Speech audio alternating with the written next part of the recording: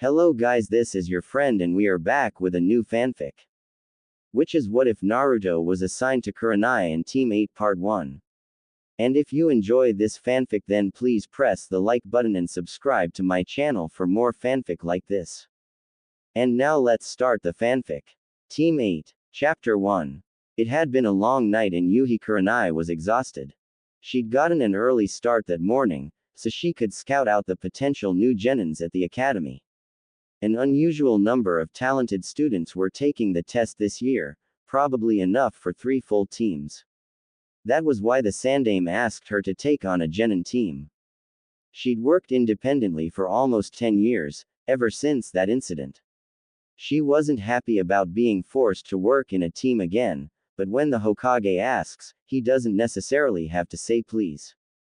The fact that Sarutobi did so made him even harder to refuse. The old man was actually very considerate of her feelings. He knew that this would be opening old wounds, ever since that tragedy.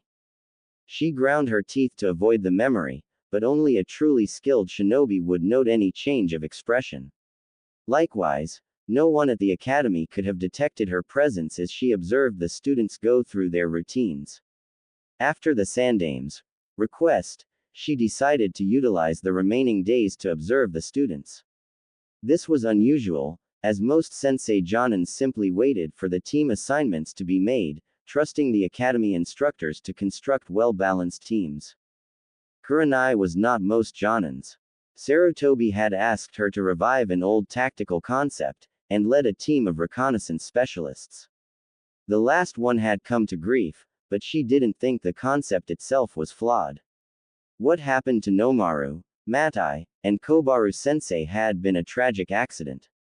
At least that was what she told herself on her good days. On her bad days, her thoughts were much darker. Sometimes they flirted with treason. Of a sort, anyway. If her suspicions were correct, she wasn't alone in such thoughts, just in failing to act on them. However, she'd been having good days recently, so she occupied herself by watching the potential jonins, unheard and unseen. The Inuzuka kid almost sensed her presence during recess when the wind unexpectedly shifted, but she'd been able to move before he could smell her. Mostly she watched them talk and play. She noticed an unusual number of children from prominent shinobi families. Just like their parents, a Nara, a Yamanaka, and an Akamichi were all set to graduate together. If they all passed, there was little doubt they'd be placed on a team together. People liked to stick with what worked. It was just too bad for the boys that the Yamanaka girl looked to be an incredible shrew. She saw a few prospects for a recon team. There was an Aburame kid who was so quiet the instructors tended to lose track of him. If he was any good with his bugs he'd be a resource for any team. She'd worked on occasion with a man who was probably this Shino boy's father. His little friends always warned them of approaching enemies, giving them plenty of time to change position. The Inuzuka boy undoubtedly had a good nose like most of his family, as would his dog. He was a little loud, and a bit of a braggart though. There was also a Hyuga there, and Kurenai recognized the girl, Hinata, that she'd escorted to the academy years ago. She'd done a tour at the academy while recovering from her wounds and preparing for the jonin exam. She'd been dispatched to the Hyuga compound in response to a request from the clan head, Hyuga Hiyashi. The man coldly informed her that his daughter was hopelessly weak and unable to master more than the basics of the Hyuga gentle fist taijutsu style. It was hoped that she'd be of some use to the village as a shinobi if she was too weak to serve the family directly.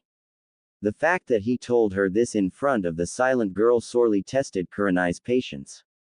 Of course, she expected no less from the leader of the white-eyed bastards. Aside from that silent girl, she'd never seen a member of that prestigious family that wasn't stuck up and arrogant. Well, Matai wasn't like that, but it wasn't really the same. Remembering her old comrade always brought a pang, and she needed her concentration to focus on the quiet girl. As if in reaction against the rest of her family's arrogance, the Hyuga girl was still painfully shy and timid. She sat by herself and kept her head down so much it took Kurenai a while to confirm she actually had the Byakugan eyes her family was famed for. The only time the girl seemed to perk up at all was when the class troublemaker came tearing past, being chased by the Yamanaka girl and some pink-haired kunoichi in training that had to be a Haruno. Kurenai was a genin fresh out of the academy when the Kyuubi attacked Konoha.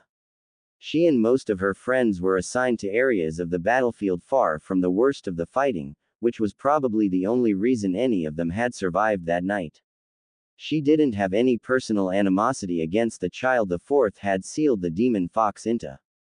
It wasn't like the little Gaki had asked for it. Still, this Uzumaki Naruto seemed to be quite a handful. He was always pulling pranks, though never anything really mean or hurtful. Mostly he just seemed a little starved for attention. Unfortunately, that was something most of the academy instructors seemed unwilling to give him. To his credit, Yumino Iruka seemed to be the least prejudiced of the lot. His irritation seemed to be focused more on the boy's poor study habits and hell-raising. At least his antics were occasionally entertaining. He did show a lot of creativity in his mischief, and the reactions of those around him also gave Kurenai some insight into their personalities. Unfortunately, it looked like his lack of focus had caught up with him that afternoon, during the genin exam. A fair number of his classmates ran out of the building afterward, proudly displaying their new Hiite, but the blonde-haired boy just trudged over to the swings and sat there, the picture of dejection. Kurenai was surprised to note that someone else was watching the boy as well. The Hyuga girl stared at him from behind a post. She was obviously distraught, blushing and pushing her forefingers together in a nervous gesture. At the same time, the girl stood up straighter than Kurenai had ever seen her. She fidgeted behind the post, stepping out from behind it only to step back again without doing anything. From what Kurenai could see, the girl's cheeks were bright red. The jonin smiled to herself as she slipped away. With no curse seal, the girl was obviously of the Hyuga main family. For such a one to be attracted to a ruffian like the one who bore the Kyuubi was an ineradicable smear on her family's honor. Good for her. The thought cheered Kurenai as she made her way to the Hokage's tower.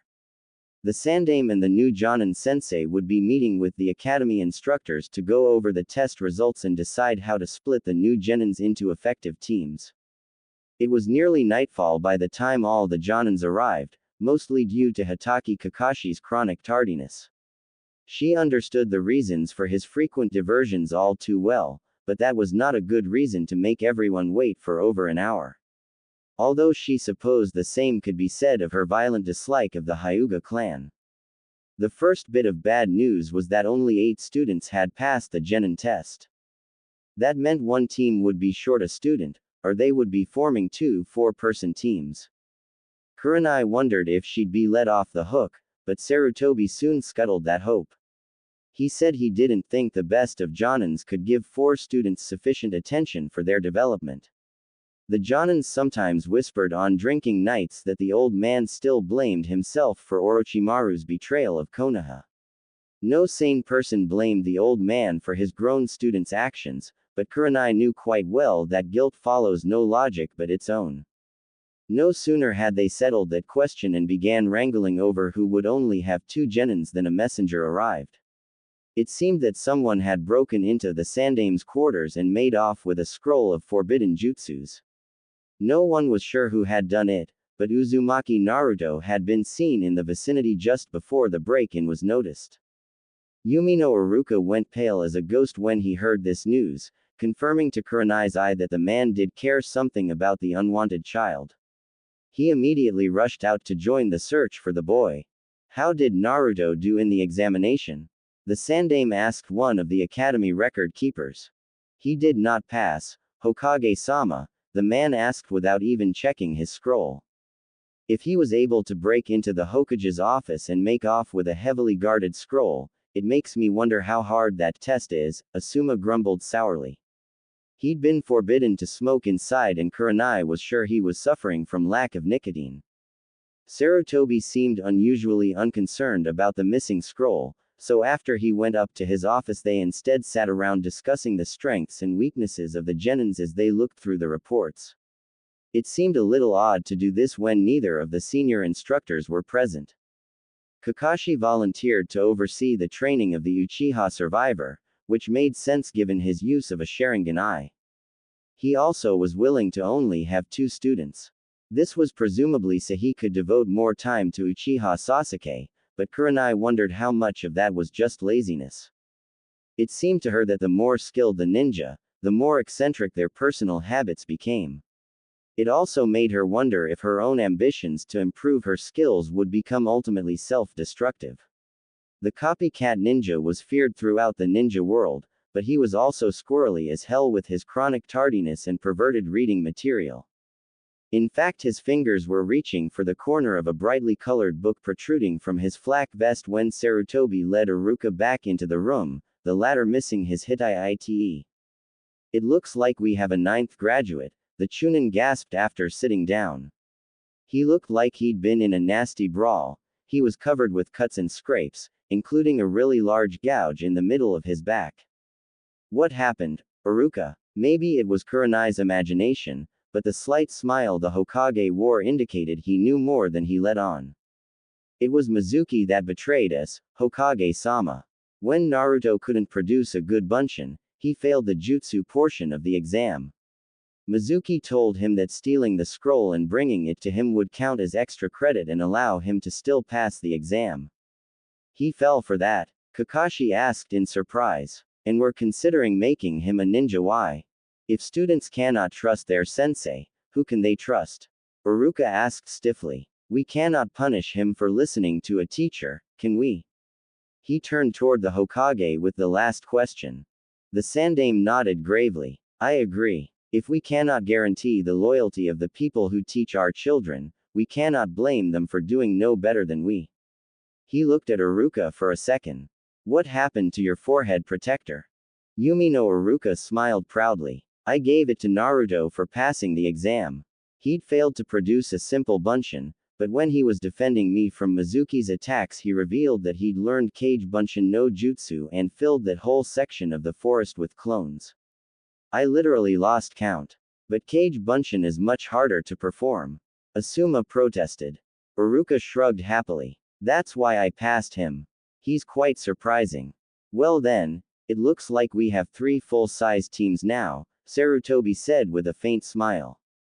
Most of the Jonins knew he sympathized with the boy's lack of family. Kakashi, if you will take Naruto, that will. Your pardon, Hokage-sama, Kurenai broke in. She'd been thinking about the Hyuga girl. With her bloodline, she had tremendous potential, but her confidence issues were worrisome. Now she saw a possible way around them. I wouldn't mind having Naruto on my team. Are you sure of that? Sarutobi asked. She also saw Asuma and some of the academy workers quietly shaking their heads.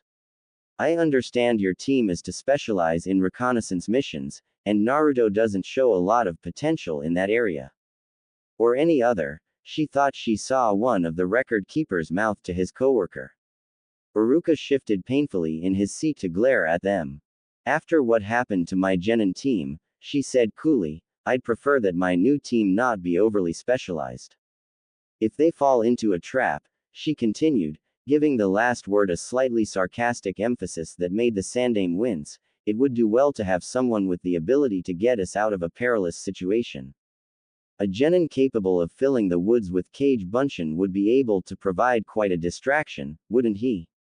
Besides, I also seem to remember a large number of Chunins, Jonins, and Anbu pursuing that boy after he decorated the Hokage monument.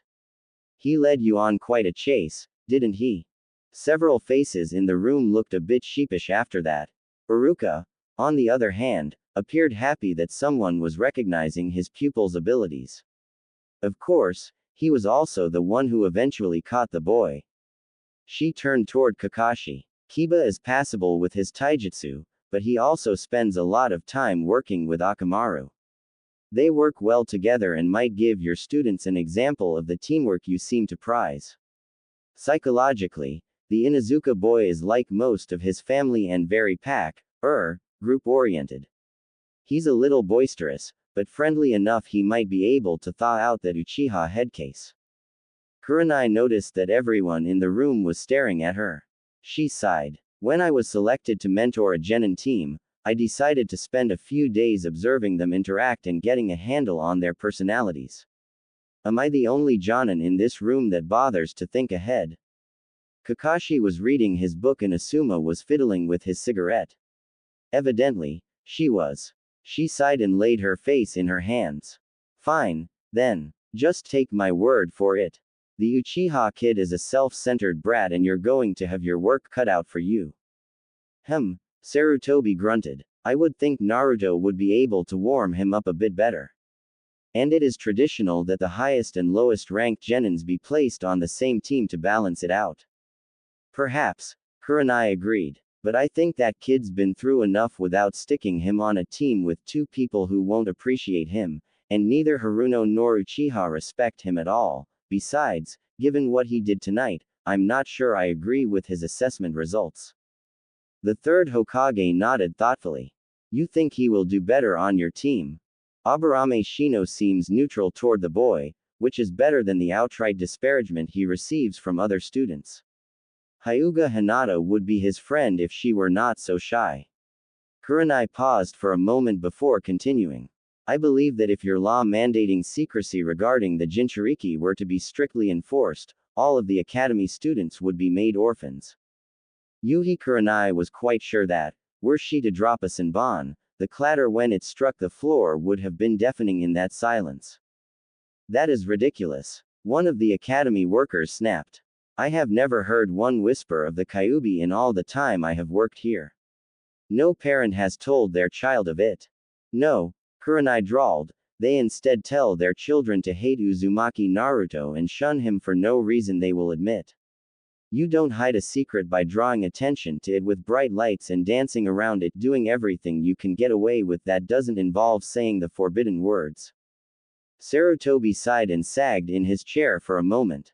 Kurenai was reminded how old he actually was, and how he'd been enjoying his retirement up until his successor was forced to sacrifice his life to seal the Kyuubi. She felt a stab of shame that she'd reminded him of how little some of the villagers deserved his protection. Anyway, she continued in a kinder voice, I think the Gaki has a lot of potential. If I can bring it out, he may one day become a formidable shinobi. That may be a lot of work, Iruka said in a cautious voice. Kurenai's eye caught him wincing a little, obviously torn by his loyalty to the boy. She considered that a point in his favor. It will be worth it to prevent any more accidents, she said in little more than a whisper. Even Kakashi managed to look uncomfortable, for all that his mask hid. Very well, the Hokage said in a quiet voice. I will want weekly reports on the boy's progress and his physical and mental state. Kurenai nodded. She expected as much. Hyuga Hinata had not slept well that night. Yesterday had been the last day she'd likely see Naruto in a long time. She passed her genin exam, but he would be staying at the academy for remedial classes until he could pass. He tried so hard that it broke her heart to see him fail. For once, his smiling mask had slipped and he'd walked outside like a broken-down old man. And still she failed to say anything to the boy who inspired her so much with his attitude and ever-present smile.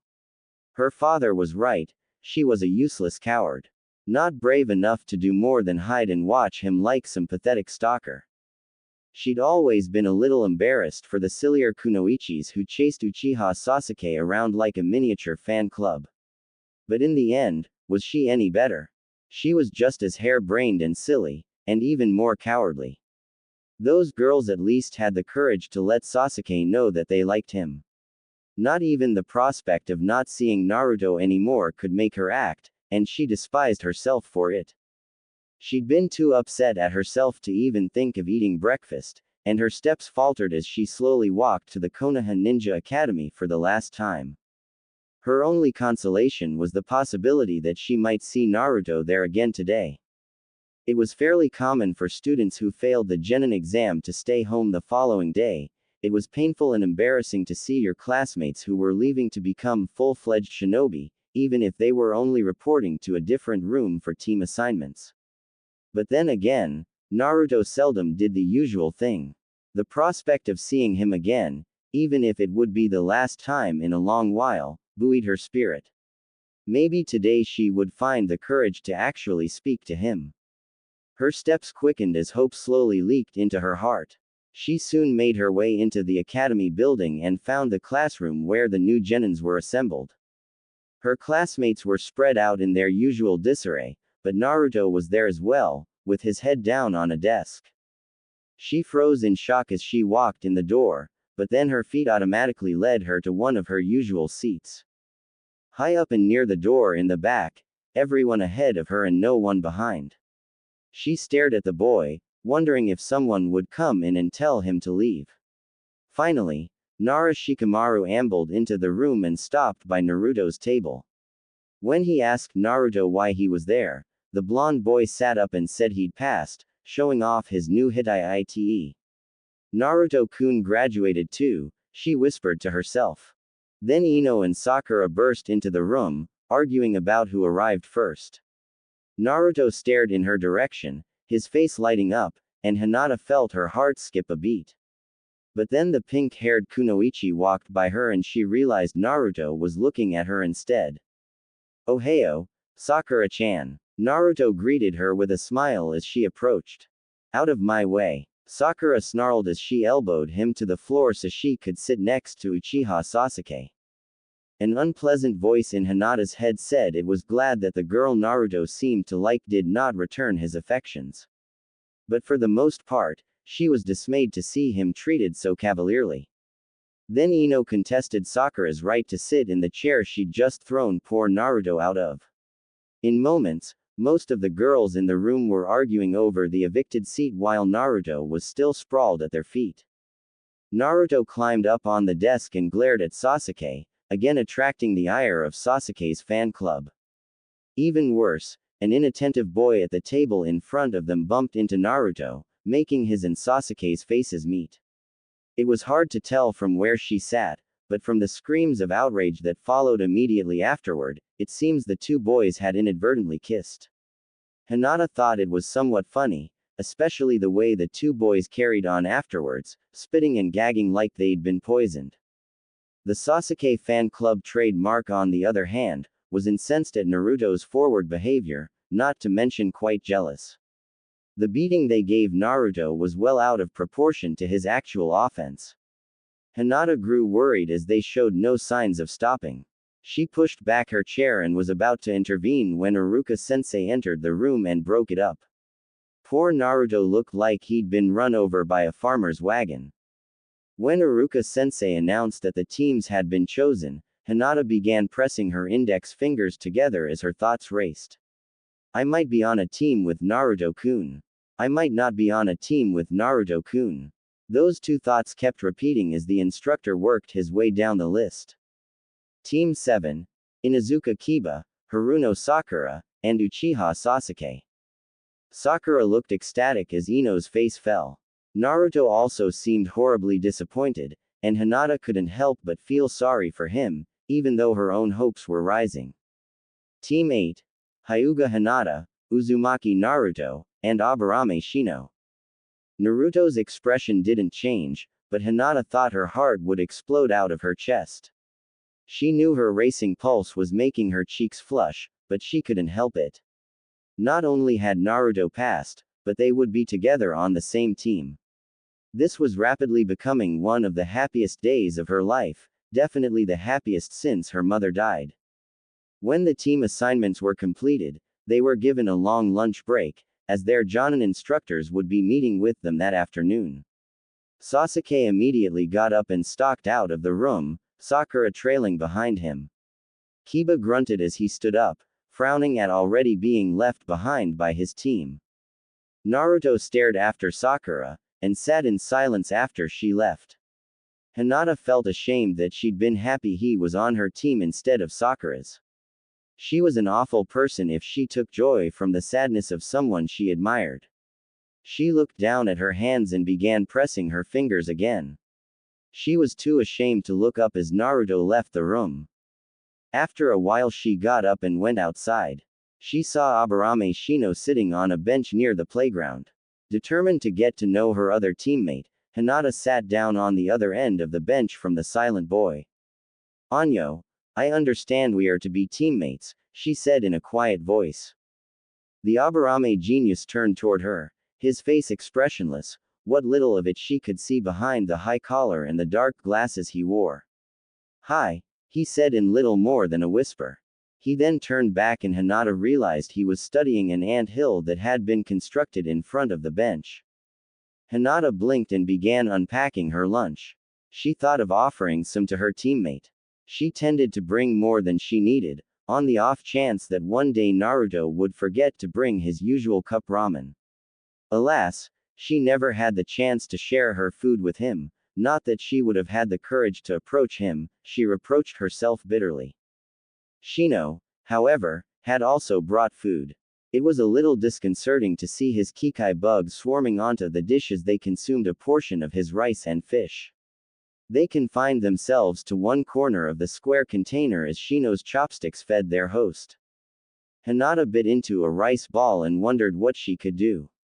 She'd never been in this position before, trying to converse with someone who was even quieter than she was. Anyo, which jonin do you think we will be assigned to? Shino turned toward her again. He seemed to stare at her for a long moment, making her fingers fidget even faster. Given our abilities, I would think one of the scouting specialists. Uzumaki's presence is troubling though. Hinata took a deep breath. I'm sure he will work very hard to make us successful, she said in as firm a voice as she could muster. Shino simply regarded her for several heartbeats before answering. Perhaps. But he doesn't possess a bloodline or sensory abilities. I question what role he could perform, or if he was simply placed here to keep him out of the way. Hinata felt her stomach contract into a small, hard ball. She always questioned whether she would actually be useful as a ninja or not. Was Team 8 just a place for throwaway ninjas? Had she and Naruto been placed here to keep them out of the way? But what about Shino? He was supposed to be the pride of the Aburame clan, the best bug user they'd produced in over a generation. Anyo, I don't think we're a team for shinobi that no one wants. Naruto works very hard when he trains by himself, and he still received a hit. Quote. Shino turned back toward his lunch. That may have been done to remove him from the academy. There is something about him that the adults do not like. My clan will not speak of it, but they do not hold him in high regard. While Hinata was glad that Shino was speaking more, his words disturbed her. She remembered the way her father's face twisted when one of Naruto's pranks was mentioned at dinner. The Branch family retainer blanched under Otusan's furious glare, and for an instant Hinata thought his cursed seal had been activated. Hinata may not have been the ideal Hyuga warrior, but even without her Byakugan active, she was still intelligent and above all, observant. As such, the looks some of the adults gave the object of her affections did not escape her notice. Surely they don't hate him for pulling a few pranks. Naruto-kun never hurt anyone, not even by accident. I believe it's something deeper than that. I've heard his name mentioned in passing even before the first time he defaced the Hokage monument, Shino replied. Hinata was too involved in their conversation to wonder at how her teammates seemed to have finally discovered that he had a voice. Later, she would wonder if it was the teasing apart of a mystery that finally engaged him, or if it was simply the fact that someone was actively seeking to speak with him. Hinata wasn't especially fond of insects, but they didn't creep her out like they did some girls. What else could he have done to become so unpopular? She asked, frowning. It may not be anything he did, Shino replied. I don't know of another Uzumaki in the village, so he may have come from a family that disgraced themselves in some fashion. Hokage-sama wouldn't execute a child for the crimes of the parents, no matter how heinous. The villagers may not be so forgiving. Hinata sat there, her mind racing as a half-eaten rice ball fell back into her bento. As far as she knew, Naruto-kun had no parents, and was forced to live alone as there was no one who would take him in. To think that he would still be blamed for the actions of people he'd never met made her feel very strangely. It was similar to the tight feeling she got when Otusan told her Hanabi would make a better heir and how she at least could make him proud, but the emotion gripping her right now was much stronger. Hyuga Hinata was angry. These people deliberately hurt her Naruto-kun with their cold eyes. The boy with the big dreams who always smiled and tried again no matter what, he deserved better than that. She'd seen his smile slip a few times, the most recently after the jonin exam, and even if she was too cowardly to say anything to him, his sorrow still stabbed her heart like a kunai. After a moment she was able to master her new emotions and don the sterile mask she was taught a Hyuga must always present to others. That is very foolish of them, she said coldly, since he is going to be Hokage someday. Shino didn't say anything, but turned back to his lunch. While he didn't necessarily sound like he agreed with her, Hinata would settle for a lack of overt disagreement. They finished their meal in silence and returned to the academy to await their sensei. Naruto sat at his desk with his head in his hands. The ache in his stomach was finally subsiding, but the pain in his heart was worse. It wasn't fair that Sakura was assigned to a different team, and even worse that she was partnered up with that Uchiha Tem. When he saw Sasuke eating his lunch, Naruto was struck by inspiration. This might be his last chance to find out what Sakura really thought of him. Fortunately, the overconfident jerk was surprisingly easy to subdue. So much for genius. The look on his face when the Kawarimi log appeared in a cloud of smoke and half a dozen clones descended on him like the wrath of Kami was the high point of Naruto's day. After that it was simply a matter of tying the fool up and using Henge no Jutsu to copy his appearance. He found Sakura where he'd left her, scorning his presence and mooning after Sasuke Tem. He didn't think she could really be that cruel, not when she was so beautiful and smiled so sweetly. The way her face lit up as he approached made the breath catch in his throat, and for a moment he almost forgot that she was reacting to Sasuke's appearance, not his own. After a moment, he remembered his plan and sat down on the stone bench next to her. He tried to copy Sasuke's patented slouch and glower, and it seemed to work. Sakura smiled shyly and blushed. "So," Naruto said, trying to sound disinterested. "What's the deal with that Naruto boy who seems to like you? He's always greets you warmly every morning and you usually bash him on the head." Sakura looked confused for a moment before giggling. "That Naruto, he's always such a pain. He doesn't really understand me, and he's always interfering with my plans." She sighed. "At least he's not on a team with us, and after today I won't ever have to look at him again. Aren't you relieved as well, Sasuke-kun?" Naruto didn't trust his voice at that moment as he felt his heart shrivel up and blow away. He just grunted and stood up again. He slouched away as Sakura called after him. He refused to acknowledge her confused cries. Maybe she might come to know how it feels. Not that she cared. He was halfway to the academy building when his stomach began cramping violently. Naruto did raise his head when he felt a presence full of killing intent enter the classroom. Sasuke didn't look at him directly as he stalked over to an empty seat, but Naruto could feel the anger radiating from the boy. Naruto also knew the stuck-up Uchiha wouldn't say a word about what happened. He'd sooner die than admit that the dead last had beaten him down in a fight. While he had been taken by surprise, it was no excuse for someone that was trained in the ninja arts, let alone the almighty Uchiha genius. Naruto didn't even look directly at the boy, who also ignored Sakura's confused expression. Those two deserve each other, he thought bitterly. She just seems to irritate him, and now she'll get a chance to see how it's like to be ignored and despised. His mind was so wrapped up in his misery that he almost missed Iruka calling out for Team 8. He stood up and sullenly shuffled over to the teacher's desk. Iruka frowned at him as he joined Hinata and Shino. Iruka's sensei introduced a tall woman with shoulder-length black hair and red eyes. "This is Yuhi Kurenai. She will be your jonin instructor. Good luck to all of you." Iruka smiled when Naruto nodded and straightened the Hittite that Iruka had given him. Kurenai smiled faintly, but her eyes were watchful as she led them outside. Hinata smiled at him, a little hesitantly. Naruto actually respected her for being one of the few girls in their class that didn't spend all their time fawning over Uchiha Tem. Shino was a little odd. He didn't talk much, just the opposite of Naruto, but the other kids avoided him because of the bugs, which was something they had in common. Naruto didn't mind bugs, as long as they didn't try to get into his food. His live and let live attitude ended where his ramen began. As he walked out the door, Naruto found himself looking back at Kiba, Sasuke, and Sakura, who were still waiting for their jonin instructor to show up. He took a deep breath and turned his back on them, leaving with his new team. Kurenai didn't miss the blonde boy's backward glance as she led them out of the classroom. He must be disappointed he wasn't teamed with that Haruno girl, she concluded to herself, not that she ever gave him the time of day. Was I ever that young and stupid? Surely not. She spoke aloud after leading them out to the playground. Now, I'd like to get to know each of you, so please tell me a little about yourselves.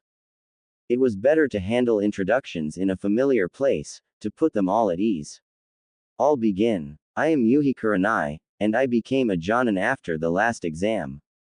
I'm a specialist with various types of genjutsu. I like to study human psychology, sing karaoke, and work in my garden. I dislike loud drunks and people who think I can't be an effective ninja because I'm a woman. My ambition is to prove that a reconnaissance specialized team can be successful and to see all three of you become jonins. Naruto looked at each of his less than talkative teammates and then cleared his throat. I'm Uzumaki Naruto. I like ramen. I hate how long it takes to make instant ramen and stuck-up bastards like Sasuke Tem. My ambition is to one day become Hokage. When neither Shino or Hinata showed signs of speaking up, Naruto nudged the Aburame boy. Shino's head snapped around at Naruto so quickly the blonde flinched back. Kurenai wondered if the bug user was used to any sort of human contact.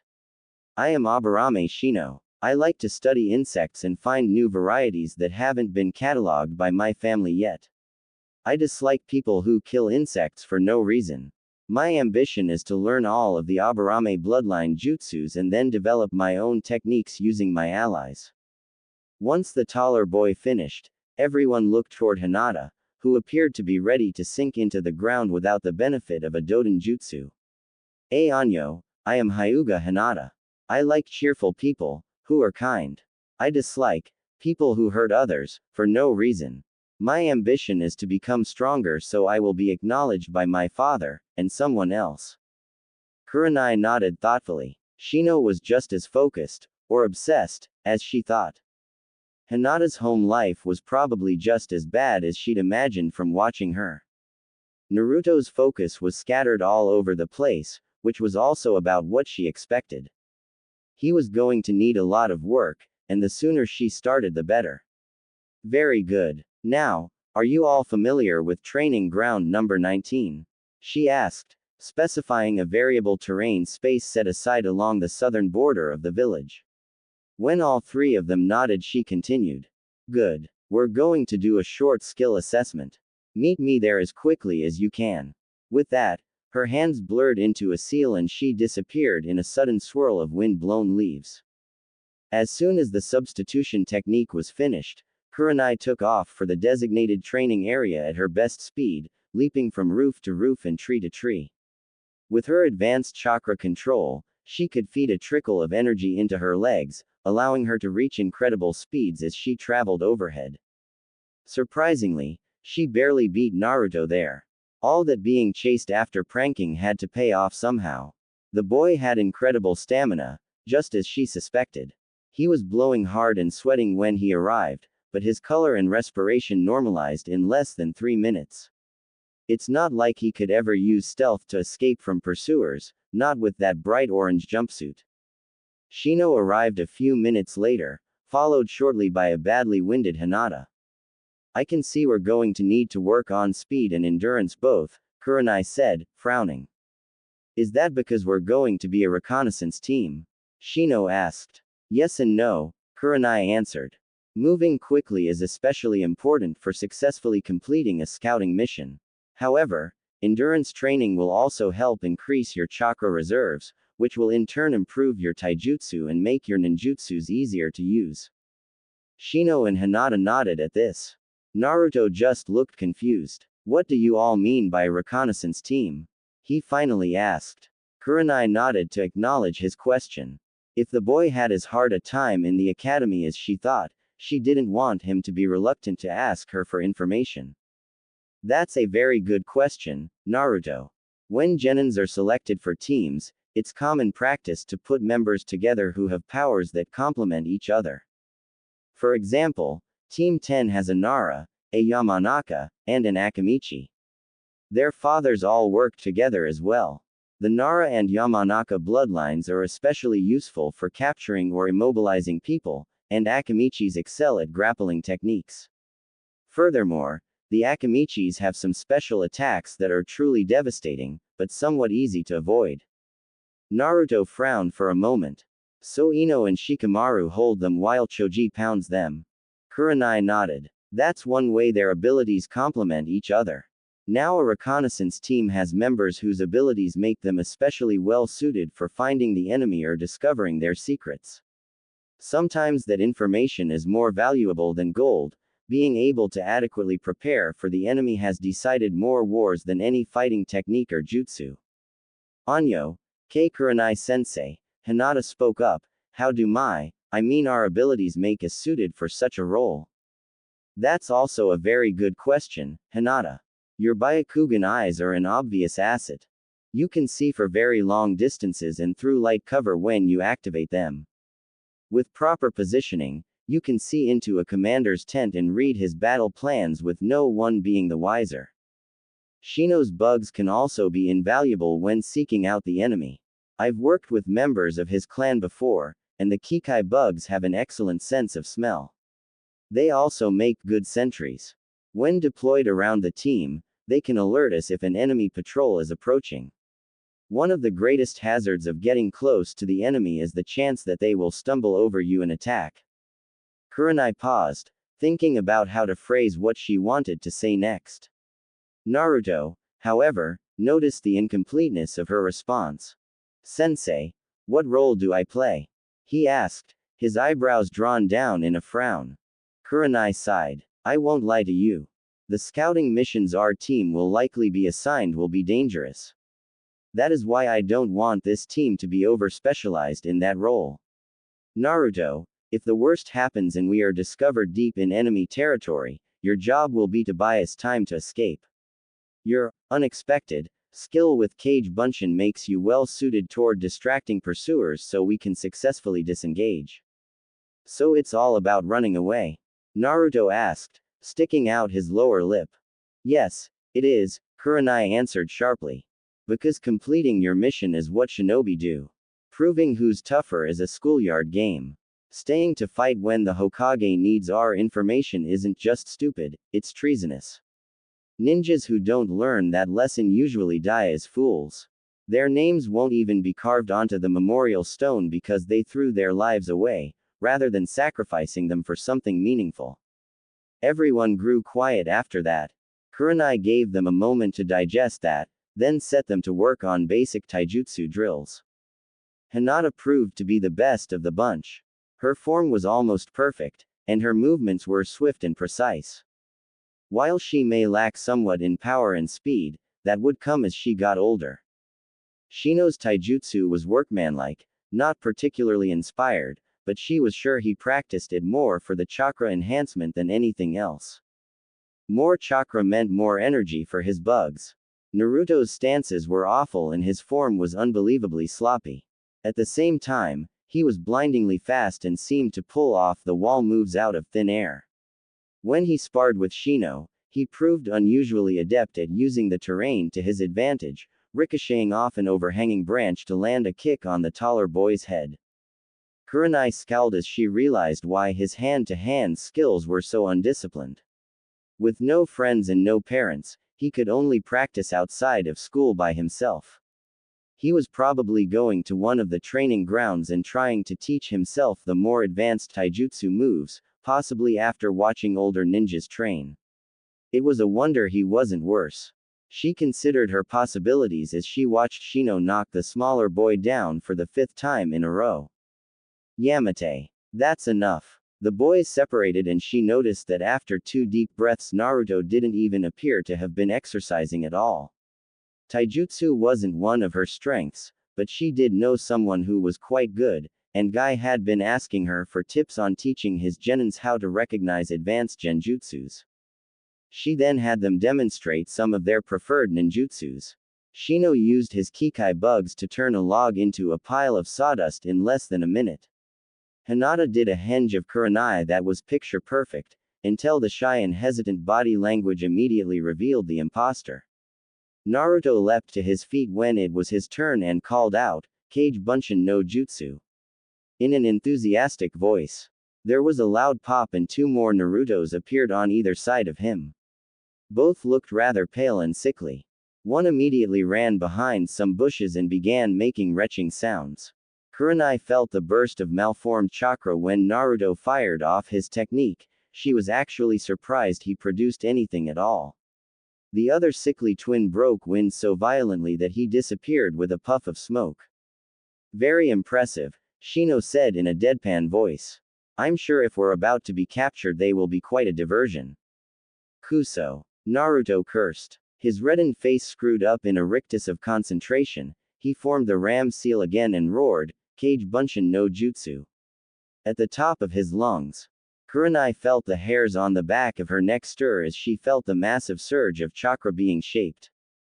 At first Kurenai thought her eyes were blurring, but that was just the shimmer that preceded the shadow duplicates as they popped into existence. The fact that the blurring covered most of her field of vision was because Naruto had filled the clearing with clones. She heard Iruka describe how Mizuki had been beaten to within an inch of his life, but it was quite another thing to see a genin use a jonin-level jutsu to create almost 100 duplicates of himself. The Gaki had a right to stand there proudly with his arms folded across his chest. Especially since he didn't look like he was about to collapse from chakra depletion. Shino's eyebrows had become visible over his glasses, while Hinata's pearly eyes had gone wide as a blush reddened her cheeks. That's more like it, Kurenai said warmly. Naruto blinked and scratched at the back of his head in embarrassed pleasure. Inside, she was saddened. For the boy to react so strongly to a simple compliment, it said a lot about his early life, none of it pleasant.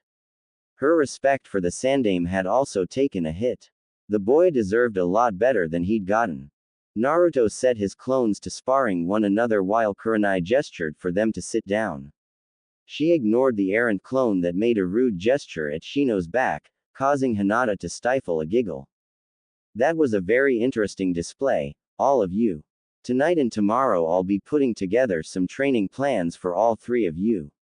We'll meet here at noon to discuss these, and then we will report to the Hokage for our first mission. So go home and get a good night's sleep. Yada. Naruto yelled, leaping to his feet. Our first mission. He struck a V for victory pose that made Kurenai and Hinata smile. Shino did not react, at least not visibly. As Hinata and Shino left, Kurenai tapped Naruto's shoulder. The boy shied away from the unexpected touch in a way she found disconcerting. I'd like to talk to you about a couple of things, she said in a quiet voice. Naruto looked at his teammates, who were already out of earshot. He let out a resigned sigh and shrugged. Kurenai suppressed the urge to try out some phrases she'd picked up from Asuma. Instead, she put on what she hoped was a reassuring smile. Come on, she said. I'll buy you dinner while we talk. Naruto brightened as they began walking. But no ramen. He frowned. If you eat nothing but noodles, it's no wonder you're the shortest kid in your class. Don't you know if you don't eat right it will stunt your growth? Now the boy looked horrified. Kurenai sighed. I don't mean never eat it again. But if you don't get some vegetables and a good amount of protein and dairy products in your diet, you'll never achieve your full growth. I drink milk every day, he said defensively. That's a good start, but you still need protein, and vegetables contain vitamins you can't get anywhere else. It's a wonder you don't have rickets or scurvy. Nani. Those are malnutrition-related diseases that sailors used to get when they went on long voyages without proper food. How do you know so many things? He asked as they left the training area and re-entered the village. I'm a jonin. It was easier than explaining that she was an insomniac who read half the night. Reading was a lot easier on her mind than thinking about Matai. As they walked, Kurenai noticed the subtle glares and sneers the villagers directed toward her student. She began returning the glares, and made a point of straightening her Hittite. She was a jonin, by Kami, and she wasn't going to put up with any attitude directed toward herself or her student. Her red eyes were just a Yuhi family quirk, but back when she was a genin, Kurenai developed a low-powered genjutsu that gave her eyes a subtle glow. It was more cheap theatrics than anything else, but Matai thought it was hilarious. It was fairly effective on the less intelligent residents of Konoha, villagers who thought she was too pretty to be a ninja, and shinobi who wouldn't take no for an answer. The seals were easily performed in an unobtrusive fashion, and soon she was glowering at anyone who looked twice at her charge. The glow was just barely visible in the waning afternoon light, and it had the desired effect. Kurenai smothered a smile as a particularly obnoxious shopkeeper stumbled over his own merchandise when his glaring eyes moved from Naruto to her. The crash of broken bottles was music to her ears. Naruto looked back at her and twitched a little when he saw her eyes. She smiled at him and he grinned back. Unlike his previous smiles, this one was shy, with just a hint of mischief. Kurenai wondered if this was the first honest smile of his that she'd seen. Moritake's was a small cafe run by a retired shinobi who'd been a friend of Kobaru Sensei. Moritake-san lost most of his lower left leg to an explosive tag trap during the war with the hidden village of Stone, and was retired as an active shinobi. He still tended bar and swapped stories with the new graduates, making the place popular with ninja of more than one generation. Kurenai always dropped by on Kobaru Sensei's birthday and on the anniversary of that awful day when, anyway, he recognized her the minute she walked in. Naruto rather hesitantly followed her as she strolled up to the bar.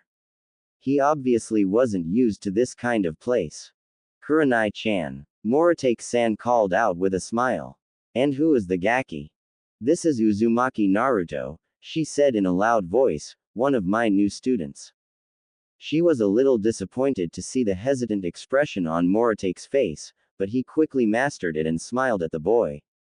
I know what she wants, but how about some tea, kid? Naruto nodded and Kurenai wondered why he was being so quiet. She accepted the warmed bottle of sake with a smile, then placed an order for some yakitori, along with steamed rice and vegetables. Carrying their drinks, Naruto followed her to a table in the corner. They sat down and Kurenai poured a saucer of the steaming liquid and used it to wash the dust from her throat. She looked over at Naruto, who took a sip of his tea, but seemed pensive. Kurenai looked around. Was he being quiet because he was nervous being in the restaurant? Have you ever been in a place like this before? She asked him in a quiet voice. Naruto shook his head. No, I've been to Ichiraku's for ramen, it's really good there, and, his voice trailed off. And they don't run you out like other places do. Naruto nodded and growled. Stupid people, he muttered. I know why they act that way, Kurenai said and Naruto stiffened. And you're right, she continued, they are stupid people. Naruto looked up at her. Iruka said he wasn't allowed to tell.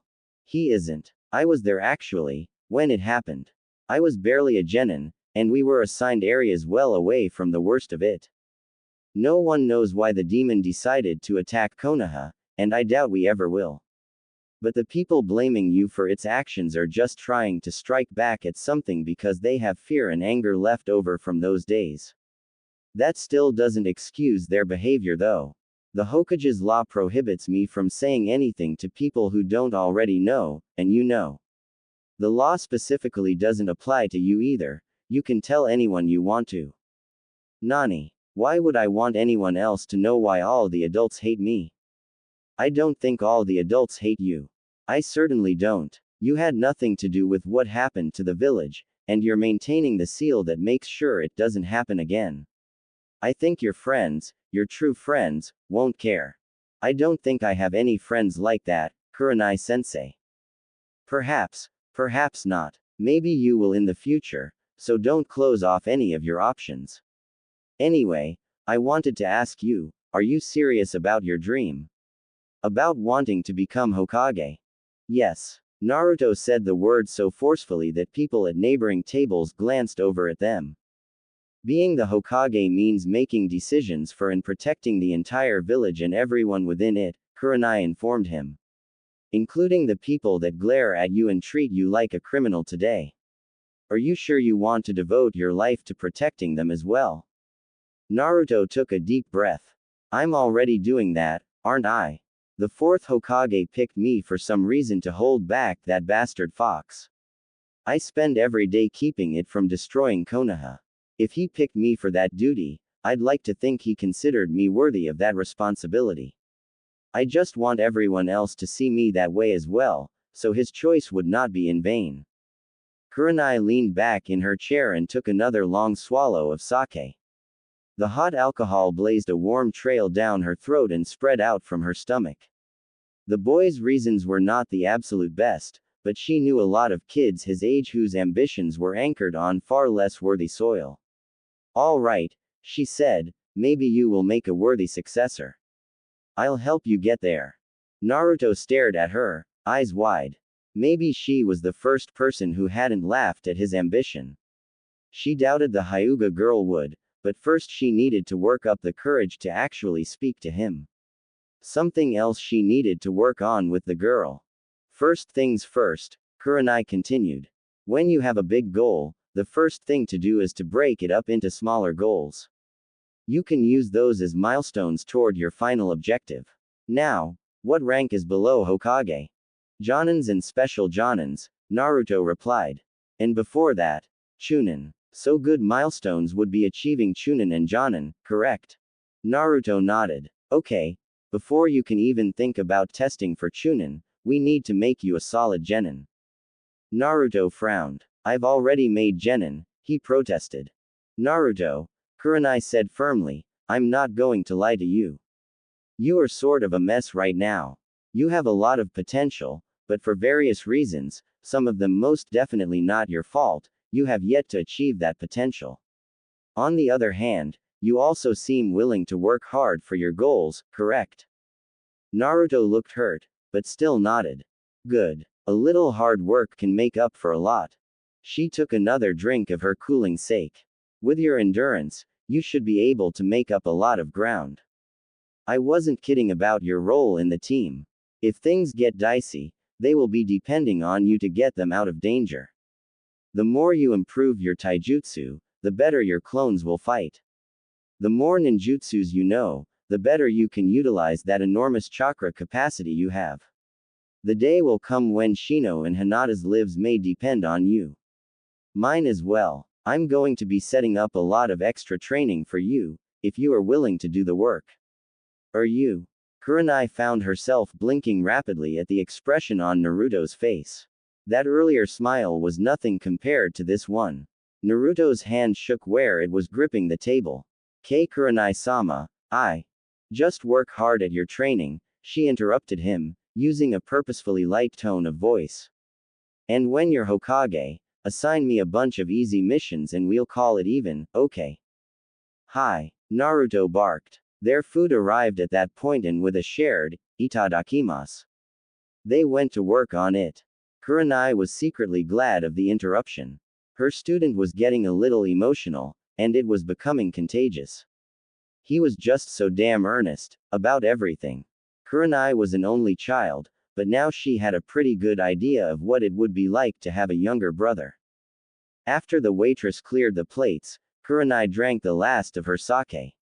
We also need to do something about that, she said as she reached across the table and tugged on Naruto's sleeve. Nani? Kurenai frowned. You aren't colorblind, are you? Naruto frowned. No. Then you do realize you are wearing a bright orange jumpsuit, right? Naruto nodded. What's wrong with it? Naruto, we may need to sneak around at some point. That means bright colors are not a good idea. That's why Shino and Hinata are wearing neutral colors. But you're wearing red, and that wrap-around thing is black and white, he objected. I don't usually wear this in the field, though some kunoichis dress in bright colors so they can masquerade as civilian women. Besides, I mask my appearance with a genjutsu anyway. The brightest color I wore as a genin was such a dark red that it looked like brown from a distance. But I like this suit, Naruto whined, looking away and frowning. Something didn't add up for Kurenai. At first she wondered if he couldn't afford new clothes. But with the stipend he received from the Hokage, and his cheap tastes in food, he shouldn't be hard up for Ryu. Then she remembered the looks he received from the shopkeepers on the way there. Tell you what, meet me at the Hokage Tower at 9 and I will take you to a place I know. Naruto looked up and nodded eagerly, confirming her suspicions. She sat there quietly fuming while they waited for the check. The boy was reluctant to put up with abuse from random shopkeepers, but that left her wondering where he'd found the orange suit. Maybe it had been cast off in a refuse heap, or it had been the only thing they were willing to sell to him. Perhaps some worthless trash of a human being hoped the bright colors would make him more likely to die on a mission. Kurenai didn't know the owner of the equipment store she frequented, but if they snubbed Naruto in front of her it would be the last thing they did. Experiencing 2 hours in the life of Uzumaki, Naruto left Yuhi Kurenai ready to commit assault, if not murder. After she paid the bill, she sent Naruto home with a reminder to meet her in the morning. Then she went straight home to her bed. She planned to get up very early and have some strong words with the Hokage before she took Naruto to get properly outfitted. Kurenai squinted as the morning sun glinted off the white-painted exterior of the Hokage's tower. She had a blinding headache fueled by a lack of sleep and the company she'd been keeping. She'd lain awake longer than she wanted, brooding about her genins. Her original hope was that Naruto would help bring the Hyuga girl out of her shell. Making the disrespected Hyuga heir a strong shinobi would be indirect revenge on the head of that arrogant clan, but it was the best she could manage for the time being. But it seemed that Naruto would need help of his own. Once you got past the bluster and the pranks, he was just as insecure as Hinata. He just hid it better. Shino had less psychological baggage than his teammates, but he also seemed to lack some of their fire. He just didn't seem to put as much effort into things. Perhaps it was that detached persona the Abarames cultivated. The ones she'd met seemed to act as unemotional and precise as the insects they partnered with. Shino was definitely going to be a challenge to understand. Naruto's deficiencies were the most glaring though, and might take the longest to correct. So she awoke with her alarm before 5 and sought out Maida Guy at his favorite training ground. Kurenai had a theory about the more skilled jonins developing severe personality quirks to compensate for the stresses of missions. If she ever wanted to make a presentation on this theory for the Konoha Natural Philosophy Society, Maida Guy would be Exhibit A. She supposed he might have been dropped on his head as a child. Repeatedly. But that didn't explain how he'd survived to become a genin. It was depressing, but far more likely, that he'd started obsessing about green spandex and the power of youth after he became a jonin. Yuhi Kurenai dreaded the day she woke up and realized that she'd become just as eccentric in her own way. She'd have no choice at that point but to do the honorable thing and end her own life. At least Guy was predictable in his obsessions. Every morning they were not out on missions, he and Rock Lee were up before the dawn, working on ridiculously intricate taijutsu combinations. At least he'd focused some of his obsessions in positive ways. His taijutsu was said to be among the best of his generation, and he'd taken on a student with underdeveloped chakra coils and made him an effective shinobi. She supposed the extra stress of learning how to complete missions without resorting to ninjutsus or genjutsus was considerable. Something had to explain the accelerated descent of Rock Lee into green spandex-clad madness with his sensei. On the other hand, it was hard to argue with results. The green-clad genin moved so quickly that without chakra, her eyes had difficulty keeping up with him, and his punches were leaving visible divots in the thick training logs. Naruto could learn a lot here. Guy looked up from his pupil and flashed what he probably thought was a charming grin. Kurenai-san, you are up early to see the power of youth. Kurenai nodded, though she imagined her smile was a little sickly. She was not a morning person by any stretch of the imagination. I knew I could find you here. Guy's expression became a trifle smug. It takes a lot of training to become a genius of hard work. But Lee will make it because he is full of the fires of youth. Yosh. Guy-sensei. Lee. Guy-sensei. Kurenai knew she needed to nip this in the bud. Her impending migraine was only a couple of verses away. I wanted to talk to you about some supplemental training for Tenten, and something else that has come up. Maida Guy might be self-absorbed, overenthusiastic, and completely lacking in fashion sense, but he wasn't stupid. Lee. Run 5 laps around Konoha. Yes, Guy-sensei. And if I cannot do that without stopping, I will climb to the top of the Hokage monument, walking only on my hands. Guy cheered as his student took off. Kurenai wondered if Naruto would be safe hanging around with these two.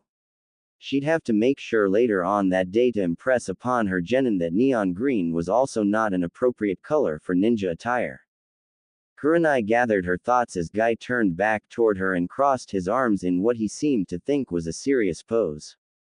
Now that Lee is testing his endurance, what did you wish to discuss? His smile was a little too eerie for Kurenai's tastes. I've been thinking about your idea regarding using our specialized knowledge to best develop our students' potential, she said carefully. That wasn't exactly what he said when the Jonins were all out drinking. What he actually said was something more along the lines of how he'd take pity on any students assigned to his Kakashi, and train them out of sympathy for having such a heartless sensei. Kakashi of course replied by asking if he'd said something.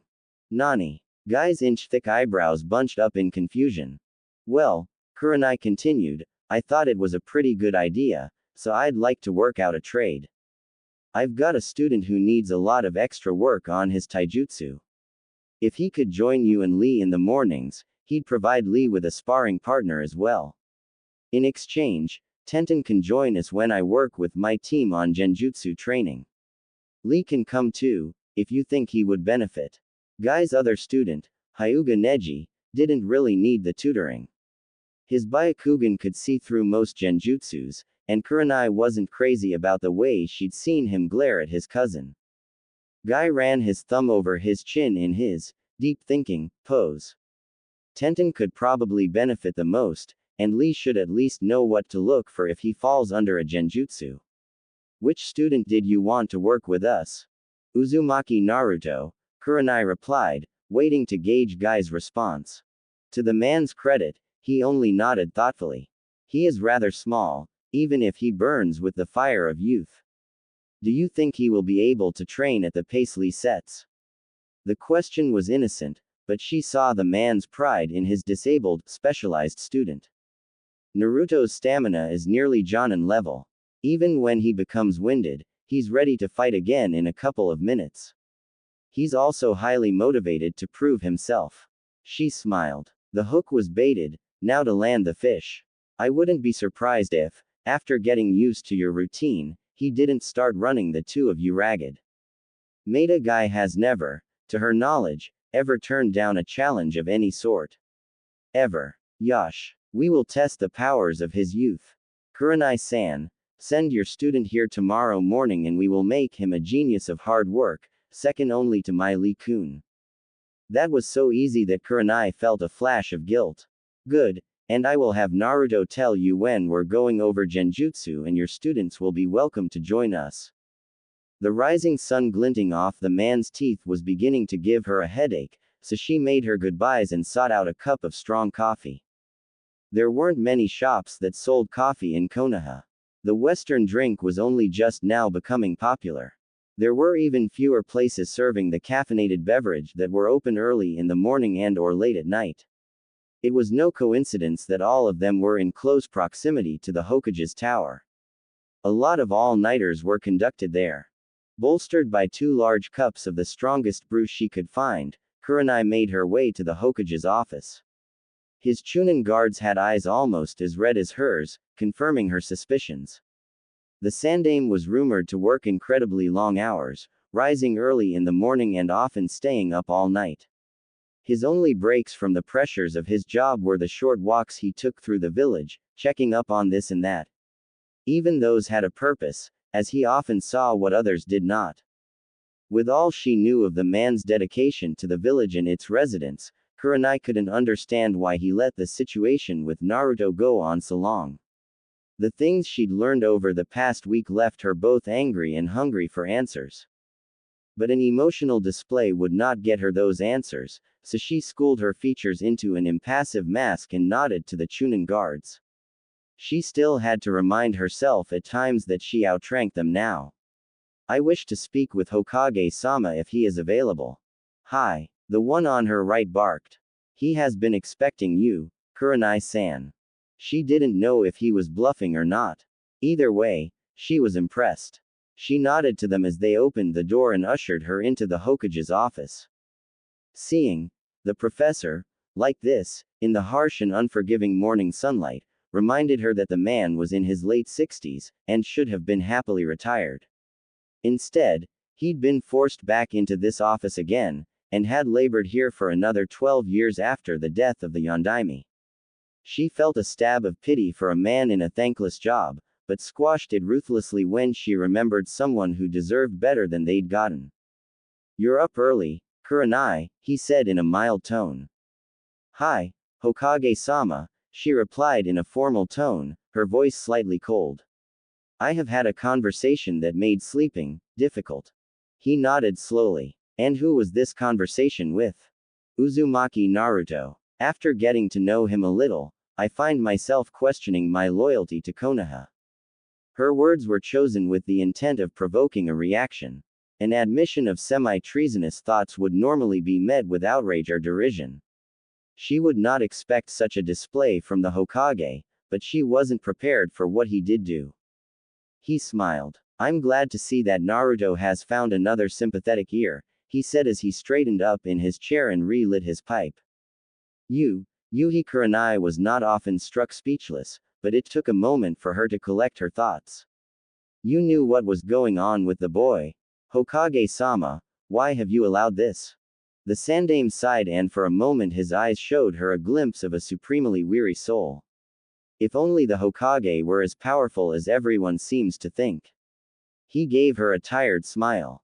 It would be nice to be able to do anything I wanted, at least for a short while.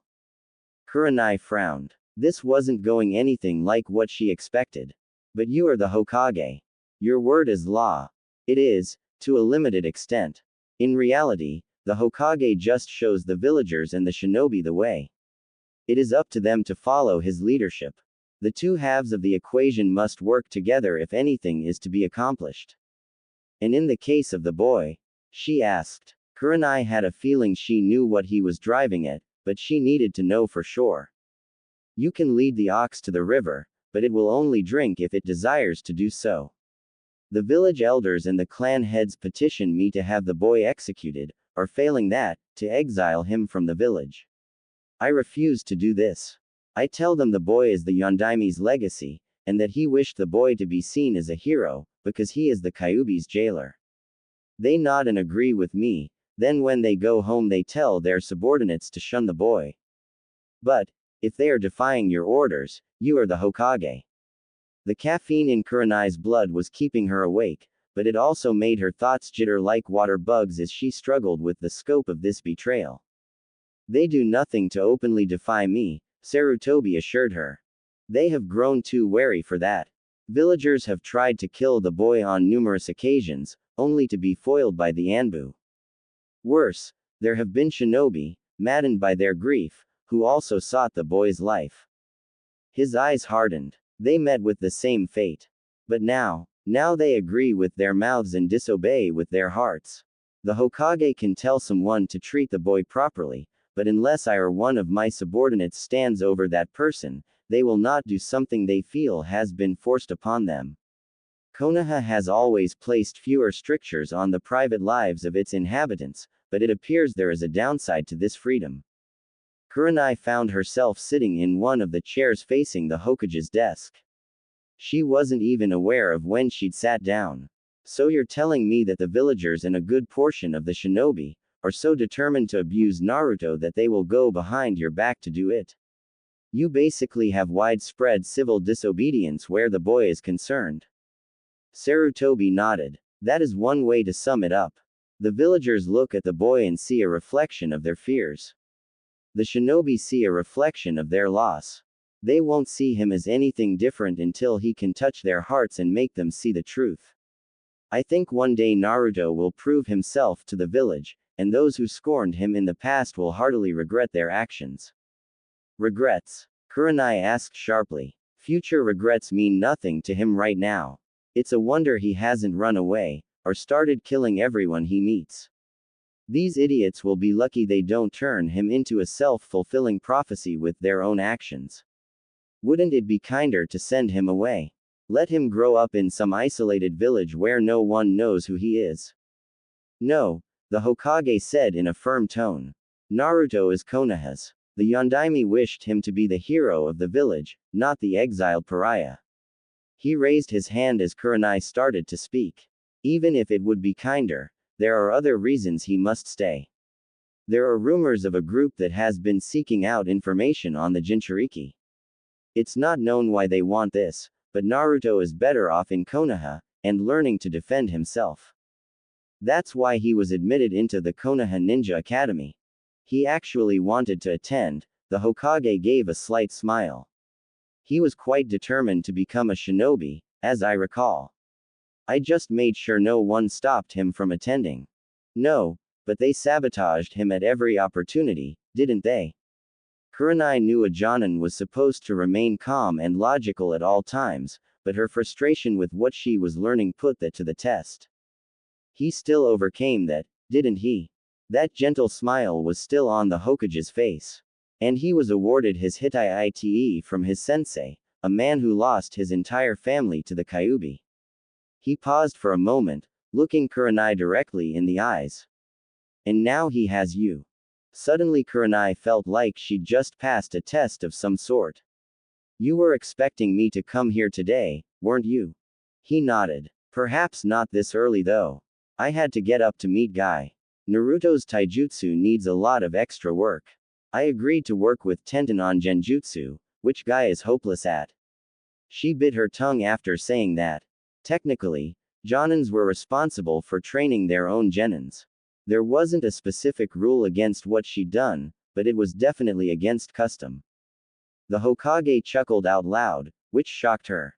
Trust Yuhi Kurenai to break the rules in such a way as to make us ask why we hadn't long ago. Kurenai shrugged, a little uncomfortable with his humor. It only made sense. Guy is the best taijutsu instructor I know. His time is better spent doing that than trying to teach genjutsus, something I can do better. I see the logic of your plan. Most jonins would not admit that someone else can teach a subject better than they. I aim for my genins to be as well prepared as possible before I lead them outside the walls of Konoha. We all know how, the unexpected, can always happen. She didn't mean to sound bitter, but her words still came out that way. You still dwell on that day. It was not a question her Hokage was asking. There are still no answers for what happened. Her voice was layered with a deep tension, like a steel cable gradually becoming taut. You mean there are no answers that you will accept? Despite his words, the Hokage's voice was gentle. He seemed to be more sad than anything else. Some things stretch the boundaries of coincidence, and we all know who benefited the most from such a tragedy. The cable began to vibrate. But there is no proof. Is that an indication of innocence? Or cunning? It doesn't matter. I have another team with someone on it who he would rather see in the ground. I'm not going to take any chances this time. That refusal to take any chances was why she found herself standing outside the Hokage's tower right now, waiting for her student. And feeling her headache get steadily worse. Fortunately, she did not have long to wait. Shortly before the 9th hour, an orange blur appeared in the distance, bouncing along the rooftops. She watched closely, but there didn't seem to be anyone chasing him, which was a relief. She hoped he'd stop committing pranks all the time, especially if she kept him too busy to get bored. Naruto landed in a crouch in front of her, grinning like a madman. She raised an eyebrow at him. "What's the rush?" she asked. "Anyo, you said yesterday that a scouting team needed to do a lot of running away. So I figured it would be good training to travel as quickly as possible." Kurenai nodded. "And your alarm didn't go off and you barely woke up in time to get here." Naruto laughed uneasily, and scratched at the back of his head, a little embarrassed. She chuckled a little as she gestured for him to walk with her.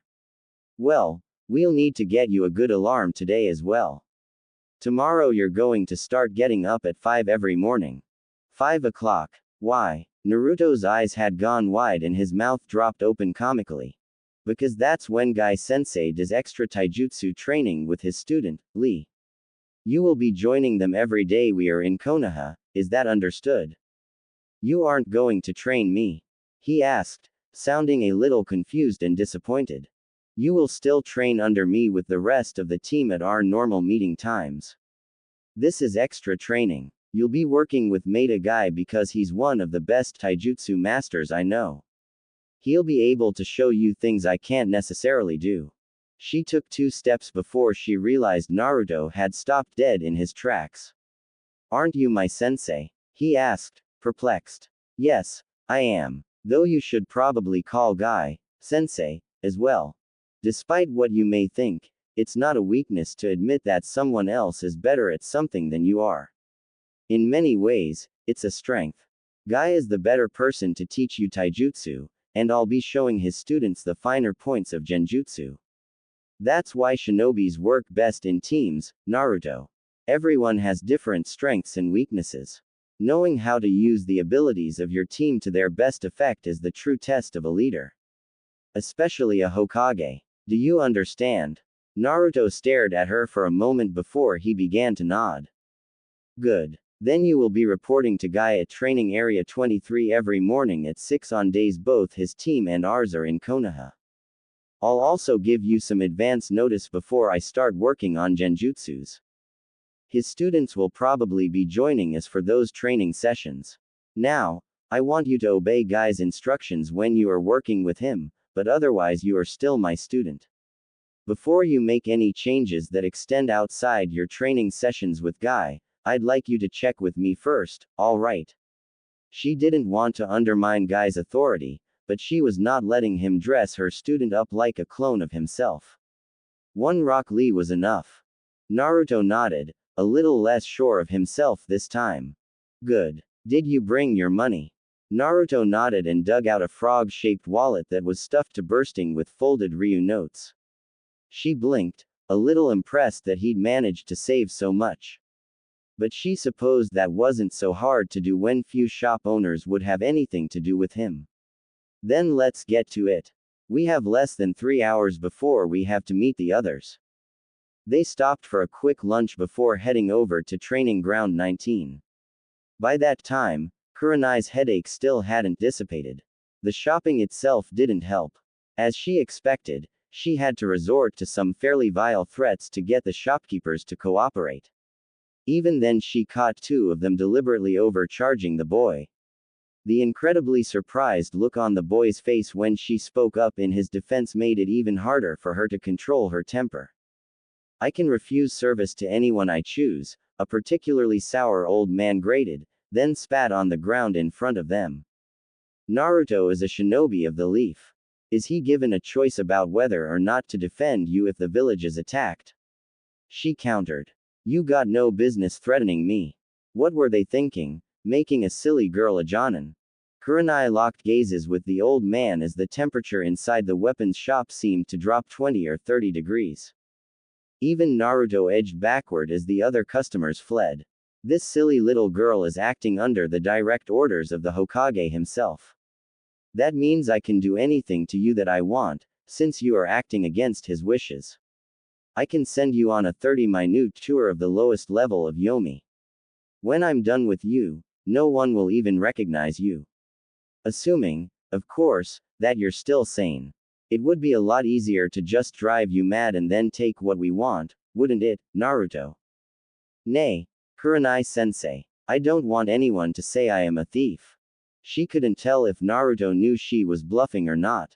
This, of course, made the shopkeeper even more terrified. You are lucky my student cares about his reputation. He's naive enough to think a foolish old man like you might eventually learn his lesson and see him for who he is. You and I both know that will never happen. After all, you were idiotic enough to insult a jonin to her face, right? She was laying it on a little thick, but the old baka had decided to play around with the wrong kunoichi this morning. Why yes. No. The old man was babbling in fear now. Even an extremely weak killing intent on her part had nearly broken him. Let's go Naruto. As stupid as this old man is, he's probably sharpened the handles of his kunai instead of the points.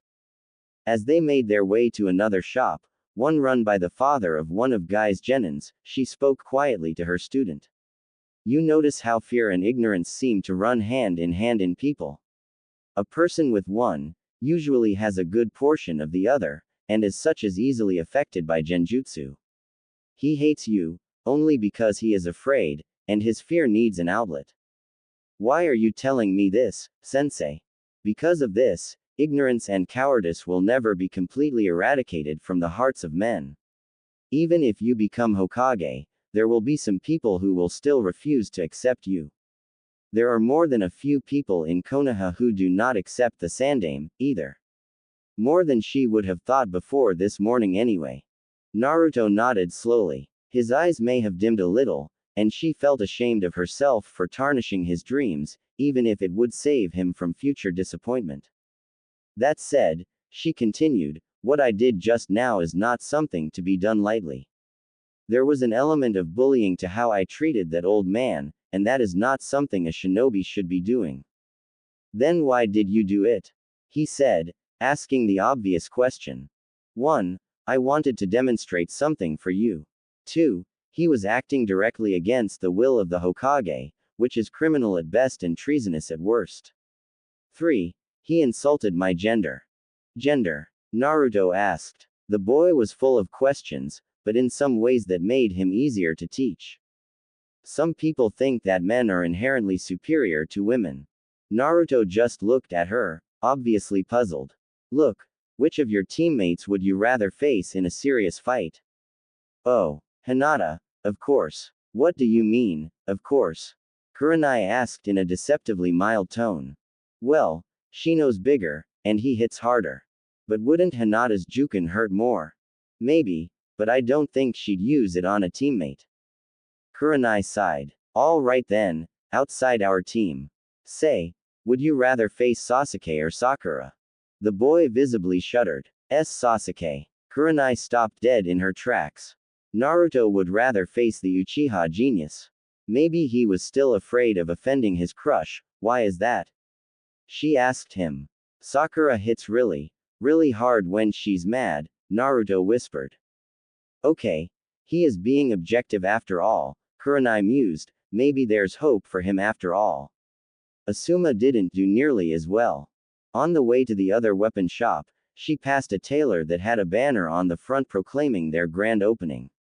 She changed their itinerary on the spot, and was glad she did.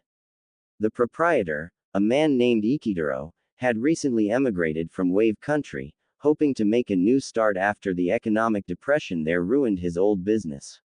As she hoped, the man knew nothing about Naruto's past, and was overjoyed that one of his first new customers would be a Konoha shinobi. Ikitaro had some ideas that Kurenai liked, though she had a few suggestions, based on what she knew about Guy's training methods. Weights. Really? How heavily should those seams be reinforced then? The young man asked. Kurenai gave Naruto a speculative look. I'd use the heaviest material you have, backed with thick leather for the seams and the inserts. His instructor tends to increase the load as they get used to it. Naruto didn't sound too enthused at what she was suggesting, right up until she mentioned that it would make him faster and stronger than Sasuke. At that point he would have cheerfully agreed to being lit on fire. Ikitaro didn't have any other customers yet, and he worked incredibly fast, altering some heavy clothes that were already close to the right size. When they were done, Naruto didn't have a scrap of orange left. He wore heavy trousers made of a dark green material, with a matching jacket. Both pieces were reversible, the lining being a neutral gray. The idea being that when he was traveling somewhere with little or no vegetation, the gray color would be less conspicuous. The knees and elbows were reinforced with quilted padding. Ikitaro also included, at her suggestion, a dark gray cloth that Naruto could wrap around his head and tuck under his hitai to conceal his bright blonde hair. Under the jacket he wore a black t-shirt, and a shuriken holster was strapped to each thigh. A weapons pouch was attached to his belt on each hip as well. Kurenai noted that Naruto didn't really seem to favor either hand when he fought. Some tasks he seemed to do right-handed and other things he did left-handed. He was more than likely ambidextrous, a rare and useful trait, especially for a shinobi. Not that anyone would bother to notice, she reflected bitterly, best not to make a big fuss about it. That would only drive home that no one paid attention before. They also purchased a large traveling backpack for him. Since Guy would almost certainly have him working with weights on his body like Lee, she decided that some of that extra weight might as well take the form of extra weapons and equipment. One day he might be called upon to carry a wounded teammate, just like she was. Kurenai ruthlessly severed that train of thought. Naruto was oddly quiet as he looked at himself in the mirror. It was hard for her to tell at that angle, but he seemed to be frowning slightly. She stood directly behind him so he could see her face in the mirror as she nodded approvingly. "You look like a serious shinobi now." He nodded, but still looked a little sad as he paid Ikitaro and stuffed his old jumpsuit into the backpack. The shopkeeper looked a little unsure about the change in his once exuberant customer, but he still bowed and invited them back if Naruto needed any repairs or alterations. "Is something the matter, Naruto?" He shook his head. "I just feel funny. When I look at myself in these clothes I get a weird feeling in my stomach, and I know it's not expired milk." Kurenai was fairly sure she didn't want to know more about his last remark. "Maybe it started sinking in, Naruto. You've graduated from the academy and become a jonin. Soon, you will be doing missions, and some of them will be dangerous. Maybe the new clothes represent that seriousness." Naruto nodded slowly. "Is it okay to feel scared about that? It would be stupid not to. Every shinobi who goes on a mission does so knowing that something might end their life.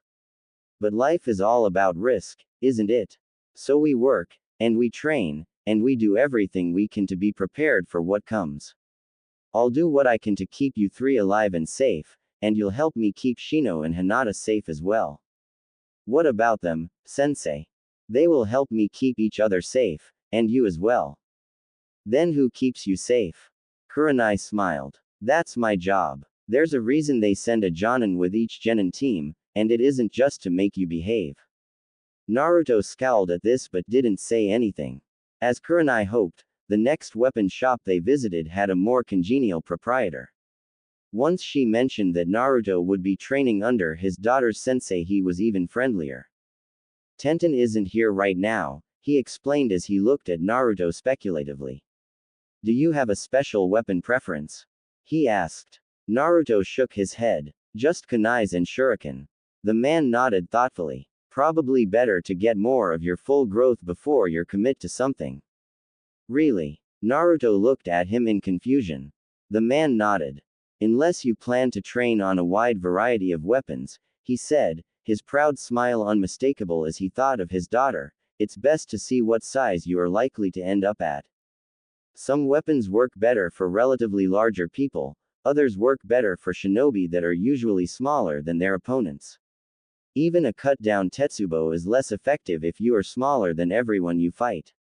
Similarly, trying to snare a much smaller and faster opponent with a Manriki Gusari can be an exercise in frustration. Most shinobi your age just stick with kunai until they encounter something that really appeals to them." Naruto nodded thoughtfully. Then he frowned. "What are a tetsubo and a maniki jitari?" The man made a face, and then laughed. "A tetsubo is an iron-shod club, made out of heavy oak and around 6 feet long. It's a very heavy weapon, but hits very hard. It requires good balance and lot of strength to use well.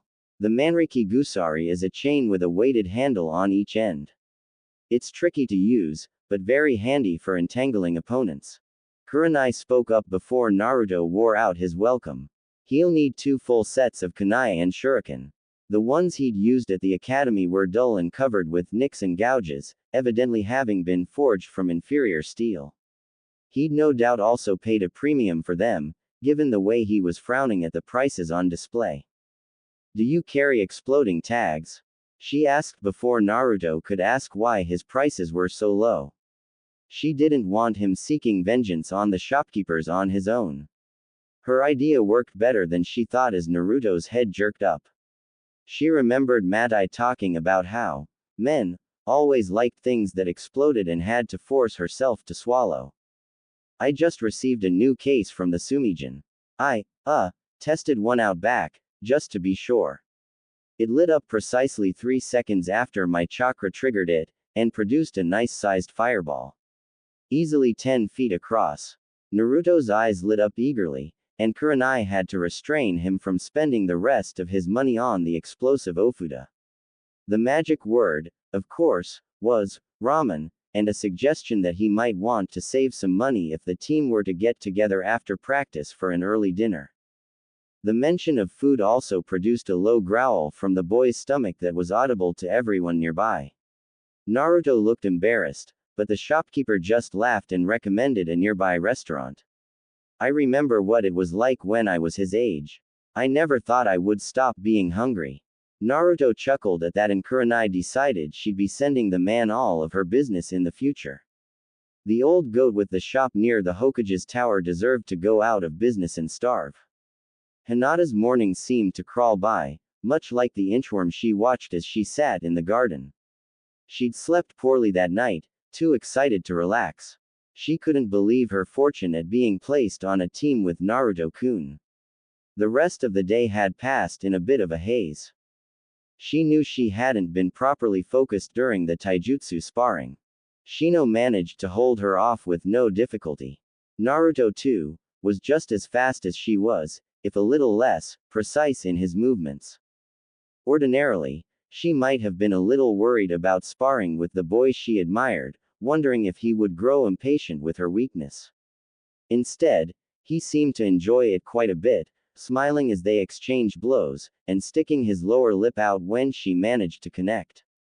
She tried not to pay attention when he did that, because she found his fake sulks adorable and squealing, "Kwai." In the middle of taijutsu practice was not something a Hyuga warrior was supposed to do. The way Naruto enjoyed sparring, she wondered why he never joined in with the other kids after school when they gathered, sometimes with the parents supervising, for extra practice, and to show off a bit. She, of course, was not allowed to do such things, as her father would not approve. The secrets of Jukin, her family's gentle fist, taijutsu style, were not meant to be paraded around in front of commoners. Hinata sometimes wondered who in the village, outside her family, were not considered commoners, but she hadn't built up the nerve to ask her father. At least her duties as a shinobi were clear-cut. If Kurenai Sensei wanted her to spar with her teammates, then she was right to do so. Father could not disapprove of her following a direct order, though sometimes she wondered. Hinata had learned, at a young age, to be wary of the emotional states of others, and to read them as a means of self-defense. Her father was best avoided when he was angry or frustrated. Otherwise, the sight of her might remind him of her history of failures and he might decide to test her in some new way. She knew he was only trying to find some aspect of her life in which she wasn't a complete disappointment to him, but lately she was starting to wish he would just give up on her. It hurt too much to be given hope that she might somehow win his approval this time, only to have it brutally crushed out of her heart when she invariably failed again. She knew her life was one long legacy of failures, but hopefully, if she trained hard, she might find some way to make a difference. Perhaps she could die bravely in a mission, like the heroine in a book she'd once read. That way at least her failures would be over and maybe in some way her death would mean something. Maybe if she did that well enough, her father might not regard her as a waste of a life. She frowned as she recognized the downward spiral her thoughts had taken. This was happening more and more frequently of late, and she found it a little disturbing. Yet another thing that was going wrong with her. The other kunoichis didn't think like this, did they? What was wrong with her? She pressed her fingers together as she scowled. What was she thinking about before being distracted by failures? Yes. Father could not disapprove of her following Kurenai Sensei's orders. They were drilled constantly on the laws of the shinobi at the Konoha Ninja Academy, and obedience to one's superior was paramount. This was so ingrained in the way of the shinobi that if her commander ordered her to do something that violated the laws of the village, then her commander would be responsible in the eyes of the law. But she'd also sensed something between her father and Kurenai Sensei when she was sent to the academy. Something that she was almost too distracted by her mortification to notice. There was a tension there, one that was unexpected. Kurenai Sensei never took her eyes off of Otusan, and her father seemed to react toward her with greater disdain than he normally displayed toward a chunin who was not a hyuga. Pondering that dynamic was less painful at the time than thinking about her father's words as he cast her away like refuse. It was also diverting to think of his latest reactions to her news. 2 nights ago, he'd stared at her when she announced that she had passed the jonin examination. Then he asked her what her ranking in the class had been. She had been so happy to have passed that she didn't think to ask about the class rankings afterward. He scowled when she tried to explain this, saying in a cold voice that for a hyuga to pass as anything but the top of the class was a failure in and of itself. He'd seen the crop of rabble that they were admitting these days, and he was far from impressed. It should be simplicity itself for the hyuga heir to distinguish herself from the common dregs, if she would but try. Hinata was embarrassed and ashamed that she hadn't anticipated her father's request. She had forgotten her family's place at the forefront of the village. Of course, merely passing would not be enough to earn his approval. After lunch yesterday, she'd asked Iruka Sensei in the hallway if she could know her ranking within the class. He'd looked at her for a long moment, then explained that such information was considered classified by the village. She started to explain why she wanted to know when Iruka suggested, in a kindly voice, that Hiyashi-sama was more than welcome to meet with himself or any other academy instructor if he desired the details on her performance. At this, Hinata merely turned red and bowed, babbling apologies. She knew father would not waste time to come here in person to hear of her failures. But his reaction the previous night was even stranger. He asked if she'd been assigned to a jonin for missions, or given some other duty. When she said she would be on a team under Yuhi Kurenai, he went very still. She saw something dark flash behind his blank eyes and felt a sudden surge of terror. She'd never seen her father fight before.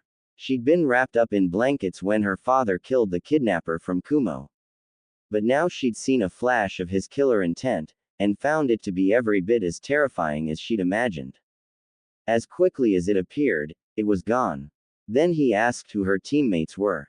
He didn't react to Aburame Shino, but when she mentioned Uzumaki Naruto, the dark fire behind his blank white eyes returned, but it was even stronger this time. His killing intent made what she felt earlier seem to be a mild flash of irritation. She asked if there was a problem, in a quavering voice that she hated herself for.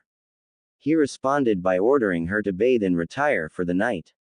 She wasn't that hungry for supper, but she was puzzled by his insistence that she cleanse herself. She ordinarily took a shower every morning, and she hadn't really worked up that much of a sweat during the day. Now she wasn't to meet her new team until noon, so she woke up as early as she could and made her way to the garden after dressing. The garden had been her mother's pride and joy, according to the older servants, and it was seldom frequented in the mornings. As such, it had become a haven for her. Here she could sit and think. Here she could try and tease apart the nightmarish tangle of disappointments and failure her life had become. She looked up at the sun, calculating that it was nearly 11 now. She rose from her mother's bench and slipped out of the Hyuga compound. Aburame Shino was not quite sure what to make of his team. It was logical that he might be assigned to a reconnaissance team. His abilities were quite suitable for such a role. Shino was a great believer in logic. He was also painfully aware that his belief in rationality placed him firmly in the minority among both his fellow shinobi and the residents of Konoha in general. He didn't really understand why he was surrounded by people who insisted on handling their affairs in such incredibly slipshod manners. They based the most important decisions of their lives on emotional, poorly thought out, and invariably fallacious reasoning. They mated, raised families, and began careers, all with no thought of the eventual outcomes. Hives were much more intelligently run. Their goals were rather Spartan, but all the more straightforward because of that. Raise the young to continue the colony, locate and retrieve food to sustain the members, protect the queen so she can continue laying eggs. Simple, but logical. An insect hive's system of priorities was never skewed. Ego and emotions never coerced them into doing stupid things. He admired their focus and dedication to their goals. For all of his own rationality and desire to maintain an objective focus, how did he end up in this situation? He was teamed up with two of the most emotional and erratic genins in his class. Uzumaki Naruto's abilities followed no sane progression. He failed his exam because he was singularly incapable of creating an acceptable bunshin. But yesterday, he was somehow a genin anyway, and furthermore capable of using the far more demanding cage bunshin technique.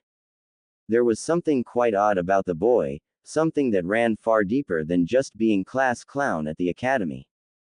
His Kikai bugs were unusually wary of being too close to his body. Something about him smelled odd to them, but they couldn't really explain what it was. That alone would be cause for concern. Things that couldn't be easily categorized were invariably dangerous. The idea of the smiling, ramen-obsessed blonde being dangerous was ludicrous, but the principle still held. He had a secret, and for a shinobi, secrets can kill. On the other hand, Hyuga Hinata was all too easy to comprehend. She had an obvious fixation on their teammate, Naruto.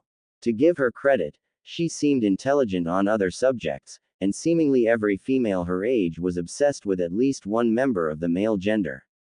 Although Naruto was harder to comprehend in such a role than the Uchiha heir, it was just as irritating to have to deal with.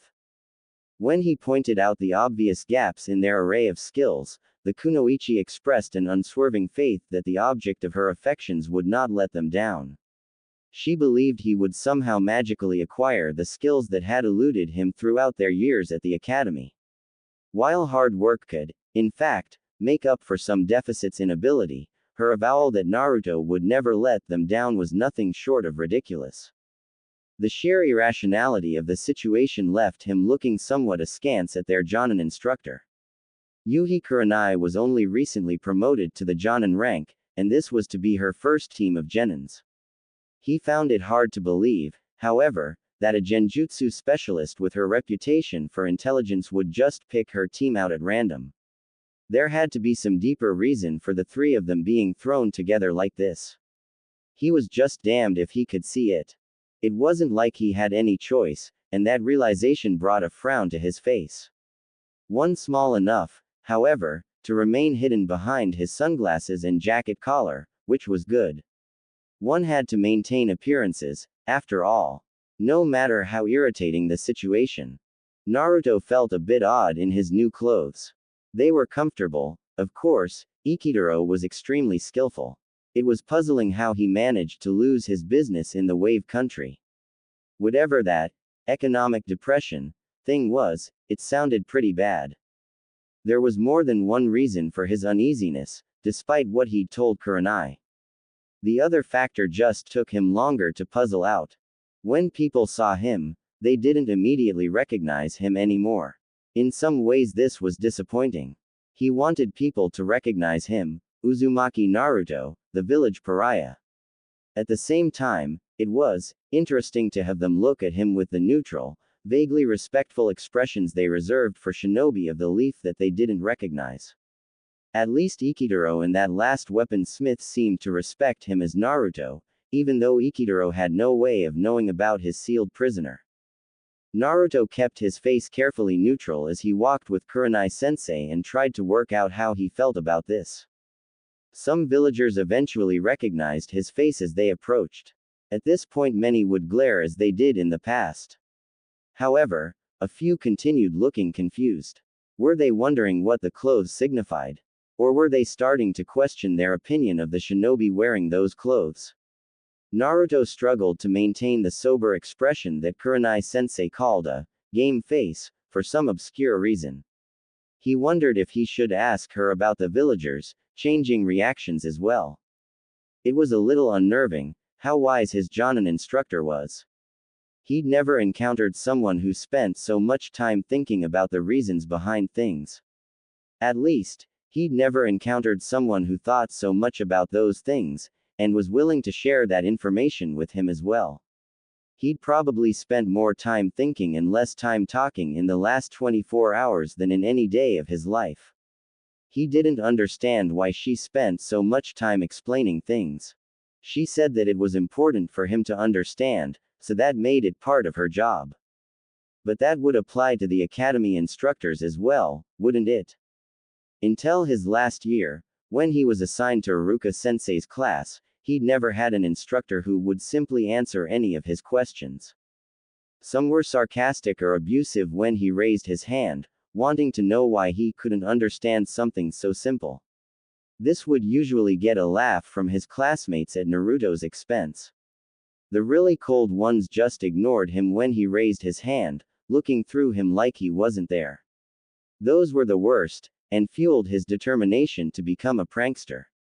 If they wanted to ignore him, then they would pay the price. Naruto took a deep breath as they approached Training Area 19. Kurenai Sensei had explained as they ate lunch that he would be far too busy to do many pranks. Naruto wasn't quite sure how he felt about that. He'd had some fun over the past couple of years, and enjoyed the grudging respect he'd earned from the few people who could appreciate his artistry. He would miss planning and executing one of his stunts, not to mention the wild chases that inevitably followed. On the other hand, his pranks were usually committed out of boredom, which was anathema to him, and Kurenai Sensei promised that he would have no time to become bored. It was also oddly rankling how she said that she didn't want him causing trouble now that he was on her team. He'd lived on his own for years now, with no one bossing him around. Now his jonin instructor was laying down the law and restricting what he could do, even during his free time. However, he wasn't just upset about this. She also said that his misbehavior could reflect poorly on his team as well as herself. When she said that, "I don't want to have to explain to Hokage-sama why one of my genins still has enough free time to deface the monument," he felt his stomach contract like he'd been hit. Her genins. His team. He'd never really had anyone claim him like that before. It was an alarming and comforting sensation, all at the same time. No one had ever described Naruto as theirs before, not in any way that counted. His acceptance at the Konoha Ninja Academy was grudging at best, and he suspected that Hokage-sama had something to do with it. After all, the old man was the first person to even ask him if he wanted to train as a shinobi. But Kurenai Sensei freely described him as her student, even when talking to villagers that obviously hated him. Hinata didn't seem to be disappointed about teaming with the dead last. Neither did Shino, though it was hard to tell with those dark glasses he wore over his expressionless face. Kurenai also said she was depending on him to help keep his teammates safe. No one had ever said anything like that to him before. The responsibility it implied was a little frightening.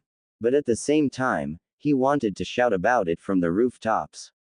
The latter feeling surprised him. Uzumaki Naruto was not known for his introspective capabilities. He'd gotten through 12 difficult years operating by the seat of his pants, but Kurenai Sensei had demonstrated at more takes just how powerful her intuition was when it was bolstered by some hard thinking. It was with this in mind that he tried to tease apart his own feelings. It took a surprisingly short amount of time for him to arrive at an answer. He'd been acknowledged. In the space of 24 hours, Naruto had been acknowledged by no less than 4 people. First Iruka, who he'd gotten to know over his last year at the academy. Even after suffering the loss of his family to the Kyuubi, he still saw Naruto as a lonely boy, much like himself, rather than the demon Kitsune. More surprising was the jonin who'd asked for him to be included on her team, valuing his skill with Kage Bunshin no Jutsu. She didn't know him, but she still saw value in him as a person and a shinobi. He wasn't foolish enough to believe that the errands they'd run that morning were a normal part of a jonin instructor's responsibilities. His teammates had also accepted him to some extent as well. They didn't sneer yesterday when he was beaten during their impromptu sparring matches. In fact, he even noticed Hinata smiling when he bounced off the tree and actually got inside Shino's guard for once. Shino didn't get angry when Naruto actually scored on him. He just nodded silently and went back into a ready position. As far as Naruto could remember, neither of them had laughed or sneered at him while they were at the academy, which already put them in the clear minority. Naruto's thoughts stumbled over each other as he pondered this realization. He remembered what his sensei had said about Team 10. Most of the Leaf Shinobi also knew their famous fathers, the previous Nara Akamichi Yamanaka team, and how they were still friends and drinking buddies to this day.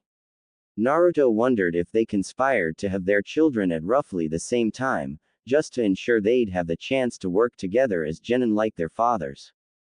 Would his team become as close?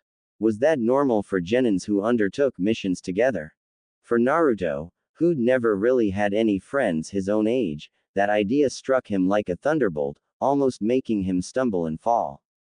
Would Shino and Hinata become his friends, as well as teammates? Given what he knew, it seemed almost inevitable, didn't it? Then Naruto was struck by a sudden chill. Well, perhaps not inevitable. There was another possible fate that awaited every genin team. Despite the presence of jonin instructors and the limitations on what missions they could take, there was always the possible fate that awaited any shinobi on a mission. Bad luck and treachery could circumvent any safeguards, and jonins were not infallible. Sometimes genins did not come back from their missions. Naruto also heard that many died during the difficult tests for chunin rank. Sometimes they made it back, but with injuries that forced them to seek a different vocation. Any way you sliced it, being a professional shinobi was not a safe profession. Oddly enough, given how short a time he'd had them, the thought of losing his teammates sent a chill right through Naruto's heart. He knew that at this point he was dreading the loss of a potential friend more than the real thing, but it stung nonetheless. He knew Kurenai Sensei would do everything in her power to prevent that, but again, she was still only human. Then he remembered what she'd said earlier. "And you'll help me keep Shino and Hinata safe as well," were her words. Naruto's jaw tightened and he felt unaccountably angry, almost fierce. He found himself gritting his teeth and curling his hands into fists as they approached the training area. For someone who'd been alone all his life, Kurenai Sensei, Shino, and Hinata had joined Iruka Sensei as representatives of something that was more precious than gold. Anyone trying to hurt his precious people would do so only after stepping over his dead body. Yuhi Kurenai couldn't completely suppress a grim smile as she felt the killing intent literally exploding from within her student. It had been fascinating to subtly observe the play of emotions across his face as they walked to the training area to meet with the others.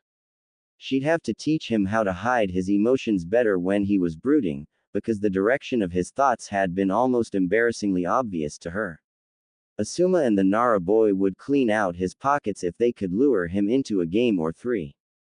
But now he seemed to have connected the dots that she'd presented him with, and his obvious determination confirmed that she'd picked wisely. She didn't know if having a potential heavy combat specialist on their team would have saved Matai and the others, but it couldn't hurt. Especially given how motivated Naruto seemed to be. He was oblivious to the reactions of the others, hands fisted at his sides and glaring down at the street. But the villagers definitely noticed the murderous aura radiating from the boy like a bonfire. Many of them turned away from him before his presence even registered. The ones that hadn't yet recognized Naruto were quietly respectful, the ones that recognized the Kyuubi's jailer looked terrified. As well they might, Kurenai reflected angrily, given the way he's been treated. Nonetheless, she carefully placed a hand on the boy's shoulder. His head snapped around, glaring, but his features immediately softened when he saw her. He nodded without saying a word and smiled. She knew the boy was strong-willed. He'd have to have endured the treatment of the villagers without breaking down or lashing out. But until now, she'd never had an objective demonstration of it. It took considerable force of will to generate a psychic atmosphere capable of intimidating without words. Especially without eye contact. But the short blonde had gone from smiling prankster to enraged killer in the blink of an eye, to an extent that even Ibiki-san would have taken note of. More and more the boy seemed to be a diamond in the rough, just waiting for a hand patient enough to polish it to gleaming perfection. Maybe her analogy was a little off, her true task was more to sharpen him into a diamond-edged weapon, one capable of helping her reach a goal she'd set years ago.